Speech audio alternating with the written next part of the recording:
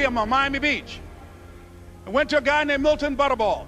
I said, how you doing, Mr. Butterball? I'd like to get a job as a disc jockey. He looked at me, he said, you have any broadcast background? I said, no, sir, I don't. You have any journalism background? I said, no, sir, I don't. He said, we don't have any jobs available. I said, yes, sir. I went back to Mr. Washington and I told him, he said, don't take it personally. He said, most people are so negative, they will have to say no 7 times before they say yes. He said, go back again. So I went back again. I said, how you doing, Mr. Butterball? My name is Les Brown. He said, I know what your name is. What do you want? I said, I'd like to know whether or not you have any jobs at disc jockey, sir. He said, didn't I just tell you yesterday we didn't have any jobs? I said, yes, sir, but I know whether or not somebody got laid off or somebody was fired, sir. He said, no one was laid off or fired. Now get on out of here. I came back the next day like I was seeing him for the first time. I said, hello, Mr. Butterball, how are you? He looked at me with rage. He said, go get me some coffee. I said, yes, sir. And I went to get him some coffee. After a while, I would get their lunch and dinner, and I would go in the control rooms and take the disc jockeys their food, and I would not leave until they would ask me to leave.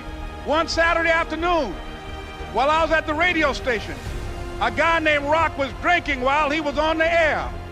I was the only one there, looking at him through the control room windows, walking back and forth, young, ready, and hungry. Pretty soon the phone rang, and it was the general manager. And I answered the phone. I said, hello? He said, Les, this is Mr. Klein. I said, I know. He said, Rock can't finish his program. I said, I know. He said, would you call one of the other DJs in? I said, yes, sir. I hung the phone up. I said, now he must think I'm crazy.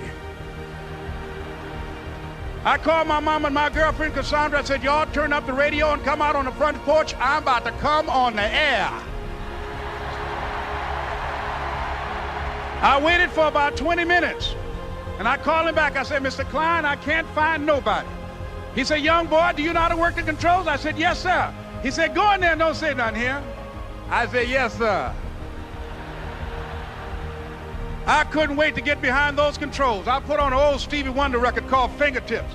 I sat down behind that turntable. I said, look out, this is me, LB Triple P, Les Brown, your platter playing papa. There were none before me, and there will be none after me. Therefore, that makes me the one and only, young and single and love to mingle, certified, bona fide, indubitably qualified to bring you satisfaction, a whole lot of action. Look out, baby, I'm your love man. I was hungry.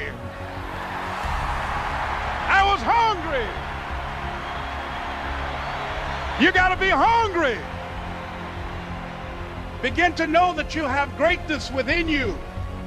And if just one of you here begin to envision yourselves as being blessed and highly favored to reach your goals, if just one of you capture the essence of what that means, that you have greatness within you and a responsibility to manifest that greatness, that you can make your parents proud, you can make your school proud, you can touch millions of people's lives, and the world will never be the same again because you came this way. It was hard, ladies and gentlemen, coming to speak to people.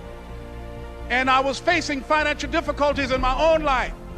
I was behind on my bills and my dreams, and I'm saying to them, you can live your dream. It was hard, ladies and gentlemen.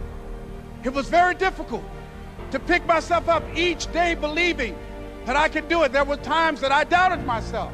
I used to ask myself, can I do this? And something said within me, you're the one. Don't give up on your dream. By continuing to push forward, by continuing to run toward my dream, that one day I would have my own talk show.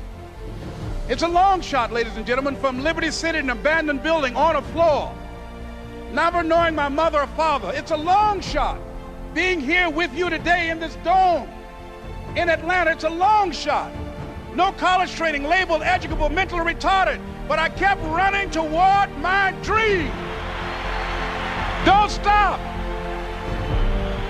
Don't stop running toward your dream.